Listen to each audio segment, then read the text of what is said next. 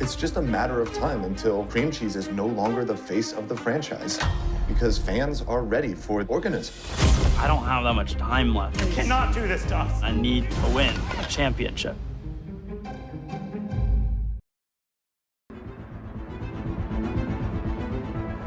Hi Dan. Hi Tony. How are you? Hi Ari. Hi. Great, great. Well, first of all, guys, congratulations. The series is great. Thank you. Thank you. One thing that I saw is that the series is about esports, but also has a recognizable story in any sport, right? The veteran threatened by a young star. That was important for you? We talk about that all the time. That was the moment of realization for us that we love sports documentaries, and we thought, like, is there a way to do this about a crazy world like esports, to make some of our favorite like premium sports documentaries and give them the esports treatment? But we thought maybe a show about a video game would be a little dense. And then when we started doing research, it's exactly what you just said, where you realize, like, oh no, the way they're talking about the relationship between a support and an ADC is exactly the way we talk about the NBA, right? This isn't a show about a video game. It's a show about a team. It's a show about kids who need to work to trust each other and work together. And that is a really universal story in a world is still so foreign and vibrant. I need to win a championship. It's just a matter of time until cream cheese is no longer the face of the franchise, because fans are ready for the era of organism. Your son can be the face of the entire sport. Why League of Legends instead of CSGO or Valorant or any other? League of Legends in many ways resembles certain traditional sports. I think the 5-on-5 format, people who are fans of basketball can identify with. When I saw a pregame show or a postgame show or anything that it kind of felt like Sports Center, that was something that we could latch on to as traditional sports fans. I just love all of the subcultures within League of Legends. You have streaming world, casters are a huge part of the community. Oftentimes they're former pros or former coaches. It's just a very vibrant world and a very big one that it made sense to make the show about. And also the last thing is just Worlds is so huge. Their final global competition at the end of the year is breathtaking.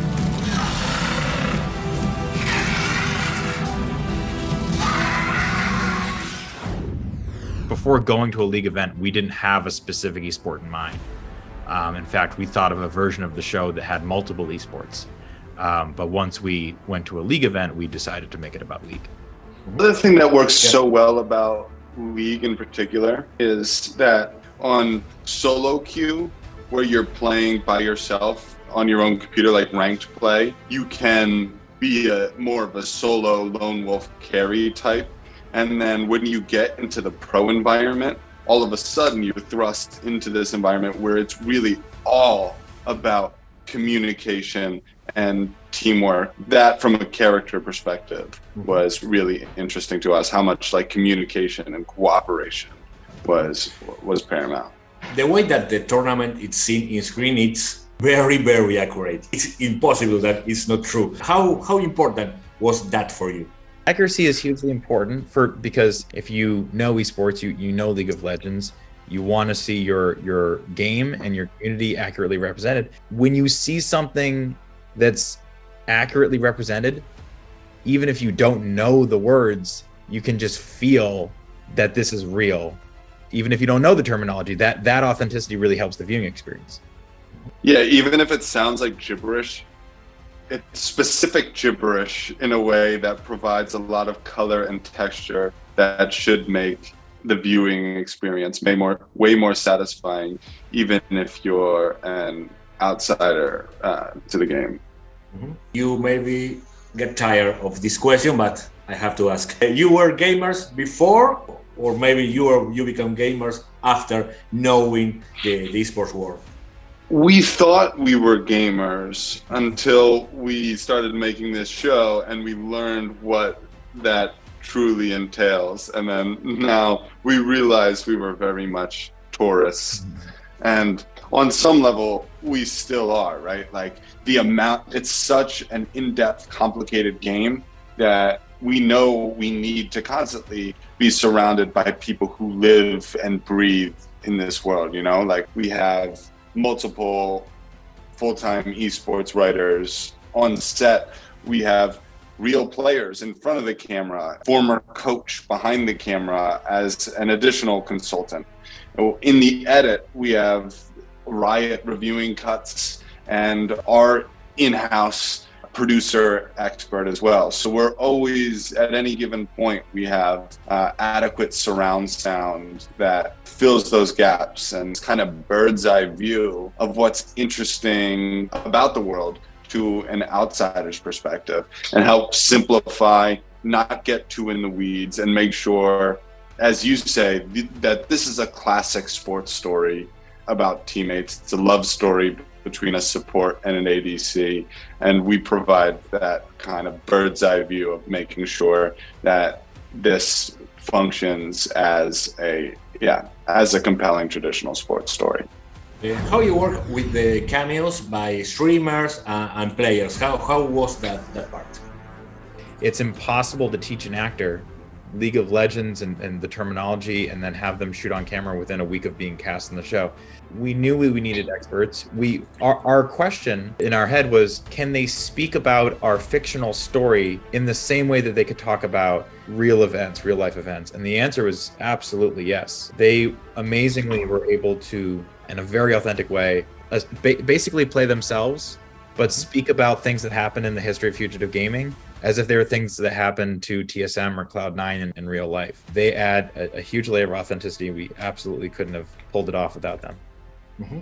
How about the character that you played, Dan? Paul Gilbert, that it was planned all over the series that you will play that or what? That was Tony's idea, actually. I think that, like, I've always considered myself a writer-actor. I want to act as much as possible. I enjoy doing it. For American Vandal, which is a show about high schoolers, I was just too old to play a high school kid.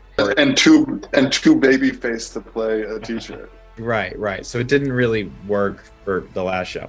But in the world of esports, I think I fit in a little better. And so we didn't know exactly what part I'd be playing from the beginning. But I remember one day in the writer's room, Tony brought up the idea of a general manager character, and he just said to the writers, and then I loved working with Eli Henry and Misha Brooks specifically, and Holly Chow was amazing because she was the only one who was nice to me in the actual show. And you're the only person that Braxton is mean to in the show. He's so nice to everybody except for you. Well, Tony has often said I can play low status characters very well, which is such a compliment and an insult at the same time. Yeah, he's really good at being bullied. Exactly. The last one, guys, and thank you for your time. You can invite the people here in Argentina watch Players on Paramount Plus. Why they have to watch the show? The most compelling thing is you've heard about esports and you're a little bit confused by it. This is the perfect show for you to latch on to a traditional sports story with interesting, complicated characters, and hopefully will turn you, a skeptic, into somebody who is genuinely rooting for Fugitive Gaming to win the League of Legends North American Championship. That's right, Tony. Great. Tony, Dan, thank you. Thank you very much. Thank you. Thank you.